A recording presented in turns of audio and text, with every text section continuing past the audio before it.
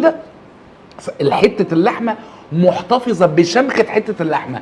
بالمناسبه ده ليه؟ لانه بيتعمل 100% لحمه بلدي، زيرو برغل، زيرو فول صويا، زيرو اي اضافه تانية. ده فرق فظيع يحصل في البرجر. لما يتعمل 100% لحمه بلدي بيبقى محتفظه حته اللحمه بشمختها، حتى لو حطيت عليه اضافات كتيره حسيت بطعم الاضافات، بس اللحمه هي لحمه.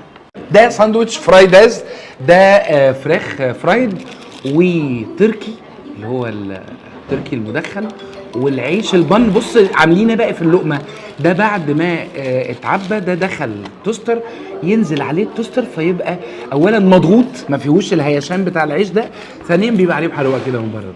ده في ناس بتحب ده جدا يعني. حلو، تعالى بقى، ده لازم ينزل كده ملهاش حل.